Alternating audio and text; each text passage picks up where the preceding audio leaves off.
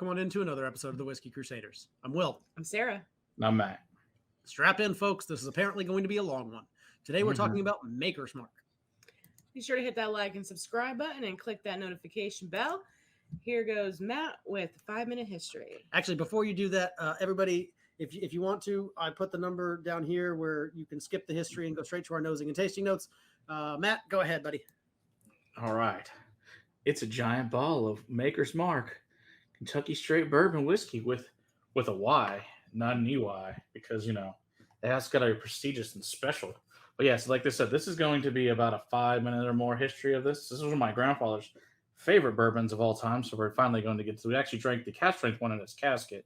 So, without further ado, let's talk about what Maker's Mark is. It was founded in 1953 by Bill Samuels Sr. when he bought the Burks Distillery in Loretto, Kentucky for $35,000. That's a sweet deal for a distillery, which was founded in 1889. It was also, its first went into production in 1954, and by 1959 it was finally hitting the shelves. Now, they've been distilling in the Samuels family since the 1700s, with Robert Samuels starting out in the family. He gave it to friends and family, and by the 1800s, his grandson set up a commercial distillery. And then, throughout the years, there was some other distilleries. All right, so it was designated a U.S. National Historic Landmark, and this is the distillery itself, in December 16th, 1980, and was also the first one as a currently working production distillery when it became a national landmark, which is very awesome. It's like it changed hands a few times from the 80s, from the family, and now it's part of the Beam Suntory group starting in 2014, but, that's all that fun stuff. That's not the cool part about this history, though. So the original recipe was a 170-year-old one that he had one copy of that recipe, and first time trying to make it, he burned it in a fire and also burned the drapes in the house. And so that was the end of the recipe, so good job. So at that point, it's like, I have to create a new recipe. So he came up with an idea of 7 different recipes, and instead of actually distilling them to save time, he baked bread with them. And he came up with the fact that the wheated version of what he baked the bread was the best one that he tasted that day. So when he did that, that's ended up becoming the mash bill that they still use to this day, which is very, very awesome. But the other thing that's cool about this thing is his wife, Margie, was just as important to him. In fact, she's probably maybe even more important. He made the stuff that's in the bottle important, but she made all this cool stuff we see today happen. She made the bottle, she made the wax, she made the seal, she made the label. I mean, everything. She's the first woman who's involved in the distillery in the Kentucky National Hall of Fame in 2014. So let's talk about how she did all these things. So what she really liked to collect was old cognac bottles from the 1900s. And in doing so, they were also sealed with wax. So what she did is at home in her home fryer, she put in, where she made her fried chicken, she put in different waxes and came up with this cool thing, which to this day, they still hand wax it. You can even go to the distillery and hand wax it yourself. The next thing she came up with, like I said, this is the old cognac bottles that she used, so that's really cool. She came up with the really cool, so she also had a lot of pewter work she collected.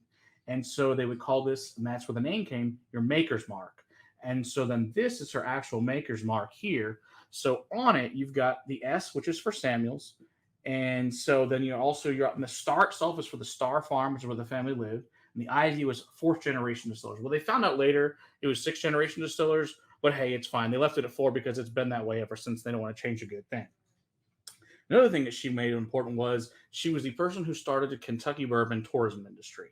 So when you would come to the distillery, she said to Bill that for every $1 he spent on the whiskey, he had to spend another $1 on the distillery. So she made all the grounds really nice. She's the one who made the red shutters that if you go out there into Loretto, it's like an hour and a half southwest of Louisville. And then you can see those cool red shutters, and they're still there to this day. And it's a beautiful manicured distillery. And when you go inside, everything is just pristine and beautiful. And so she created the entire destination, especially being in the middle of nowhere, to go see a distillery. She made it just as nice for everyone to come visit. So here's the other big things about them. So when they created this in the 50s, nobody was buying bourbon. Bourbon was whatever garbage you could get, served to a motorcycle club. What they did is they made it inexpensive, and that was their whole ad campaign was about it being expensive. And it says it tastes expensive, and it is. At the time, this was $7, which is premium bourbon. Most bourbon at the time was like $1 or $2, and it was just rock gut swill no one was drinking. But this was the good stuff. So the way that they made this famous, though, basically for 20 years, they took a loss. And at that point in time, then Bill convinced the airline industry to start carrying this on the airline. So when people would ask for a bourbon on the airline, they'd serve them this. And what they found out is Then they would get off the airplane. They liked it so much and go to the liquor store and buy a bottle. So that worked great.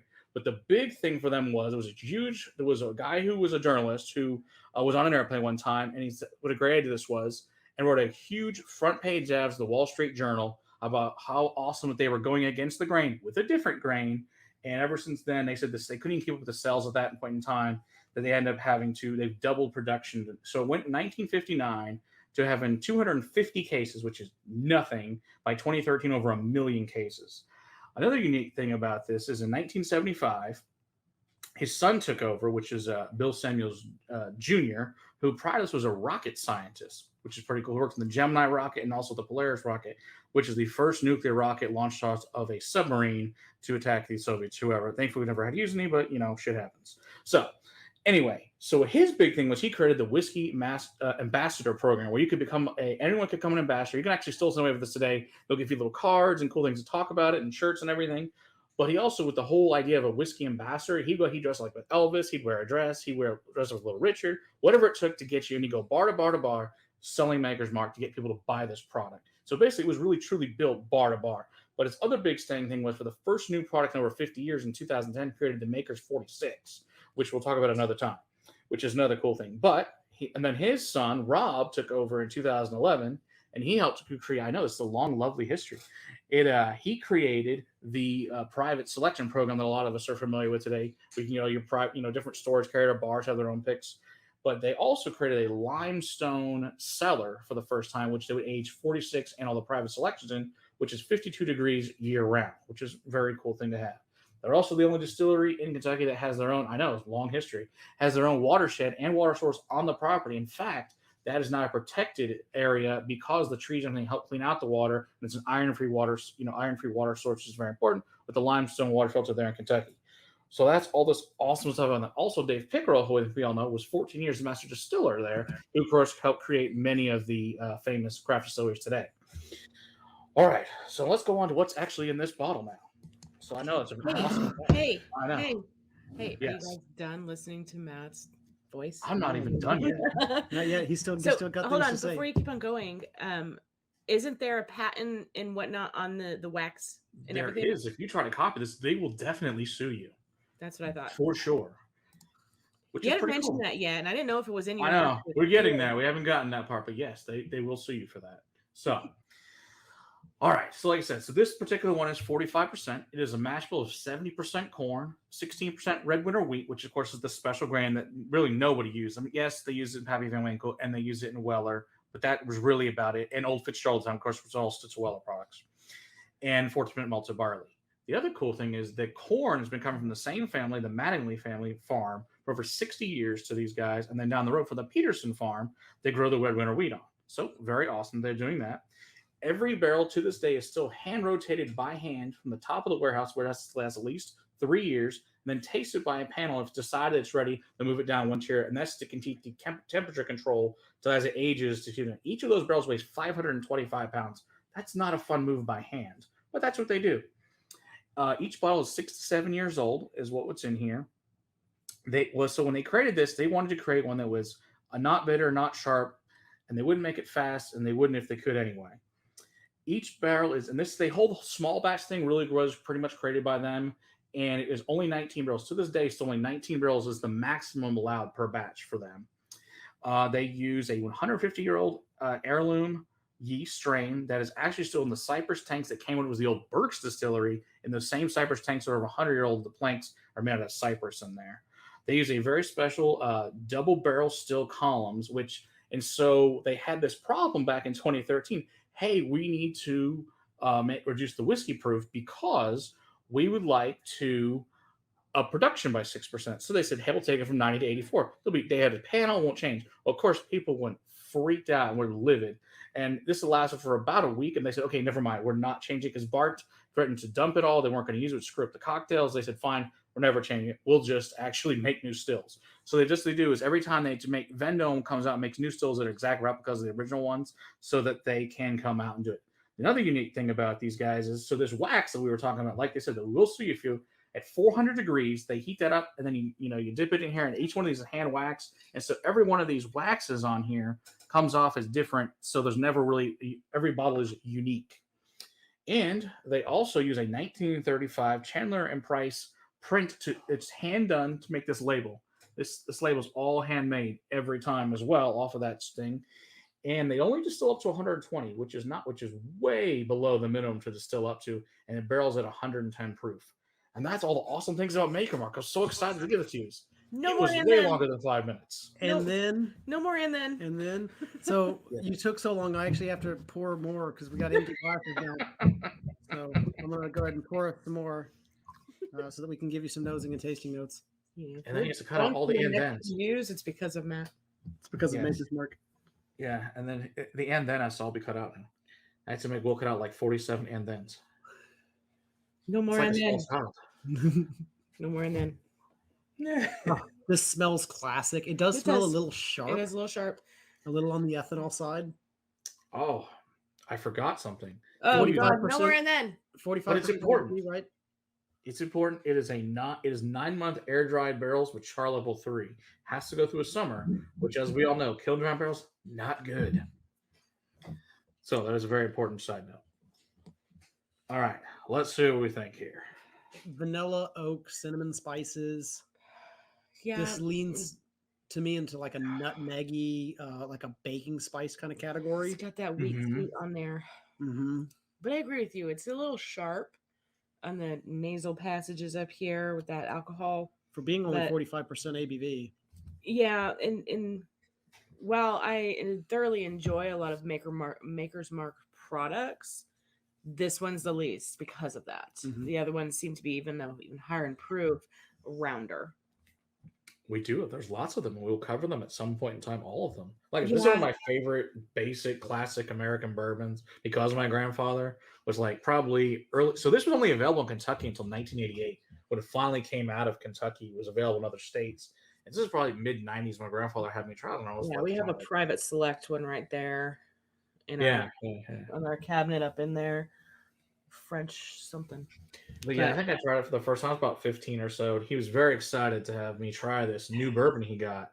It's like, you got to try this Maker's Mark. It's really good. I'm like, okay. And it was really good. I really enjoyed it, especially at 15. It was delicious. That was nothing new. We already been drinking for several years at this point in time. It's quite good. Yeah, you got, like you said, lots of nice caramels, vanillas, especially those caramel chew candies. You know, the little white in the center. Little Yeah. root beer, butterscotch, toffee, toasted oak. See, it's much sweeter to me because of the wheat, obviously. You say root beer, I'd more lean along the lines of like a cream soda. Cream soda. Okay, I could see that for sure. Like a birch beer, cream Yeah, soda. Yeah, I could see that. not a It flat smells good. beer. That's all I know is I like the way this noses. Yeah, and see, really, if it was for that high pitch up here, it'd be perfect. Mm-hmm. I feel the same on the palate. They went a little bit far into the heads. It gets Yeah. a little bit sharp. It's a little bit sharp, and for It's me, not a nice round cohesive ball like it could be. no, it's got the nice hug right here, though. Does definitely has the It's hug. warming. It's warming when it, on the finish and after the swallow. Yeah. But for me, on the front of the palate and whatnot, it seems very thin, Mm-hmm. and like Yeah, not 90. not a whole lot is there, and then everything's on the back of the palate. But I think it's thin. It presents thin, I think, because of the wheat. Whereas you don't have the kick of rye in here, and that wheat's so soft and easy. I think that's the major reason. Because like I said, it has the vanillas and the caramels, but it does have a nice black pepper finish to it with some barrel char, a little bit of salt and toffee. But also has like the smoke to it, like a little bit of fizzy, and it is nice warmth to it, though. Do you think it's smoke, or do you think it's the char? I'm sure it's char, but it presents as a Char. smoke more than anything for me. Yeah. This is Yeah. a nice smoke. I really enjoy it. It's a special thing. It's my grandfather. It's a special memory for me, so it would always be a special whiskey for me. Yeah, and you know, if someone were to hand me this particular bottle of Maker's Yeah. Mark, I wouldn't turn my nose up to it. I would still drink it and be just fine. It's just not necessarily the one that I go for if I go to pick up a bottle of Maker's Mark. Oh yeah. Now this is an old bottle. This is from around 2011. I actually have older ones from the early 2000s that are be a little bit different probably because this one's by Rob when he first took over, but those ones are signed by his dad, by Bill Jr. So Well, those will open with at it some being point. only an X amount of barrel blend, You know, I'm sure it's going to change at least a little. Oh, bit. it has to. Yeah. Everything's changed a little bit over the years, but yeah, I like it. It's That's good. funny. Corn has changed over the years. So Oh, for sure. if nothing else, you know, the main thing that goes into this has changed over the years. So we know that something's going to be up with that. Yeah, I mean, 175 of this is $45, so it's not expensive. No. You mentioned Bill Jr. My dad actually has the private select that's called Bill Jr. at home right now. Oh, awesome. It's, named after him, I'm guessing. I would but assume. they also have a Bill's batch as well. Cool. Very cool. He's had them both. His name is William, so I mean, it I makes kind of figured that would be why. It actually mellows things down a little bit. The It alcohol makes spike? it less spiky. Okay. I prefer that with the drop. Okay. But yeah, we got lots of Maker's Mark to now cover. Woo! So I hope you guys enjoyed this very long episode and hold my history. It was fun. So if you like history, you'll enjoy this. If not, you skipped all that and you don't care. So there you go. Yes, but if you ever want to know about Maker's Mark, it's good information. And we promise, in the next videos that we do on Maker Mark product, it won't be as long. Refer back to this video. Yes. Exactly. So we always have to have that one. All right. Don't forget to hit that like and subscribe button and click that notification bell. Come hang out with us live on Monday nights. Until next time. Keep on crusading, butter whiskey in your glass. Cheers. Holy shit, that thing's 18 minutes.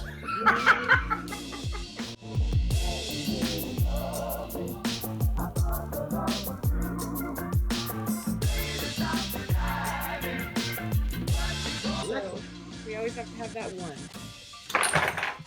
Holy fucking shit. Did you scare? I did. It's a very interesting history. It's pretty cool. I like it. That's good. Now we have a nice outtake. We'll chug in some gallon of water. Sweet.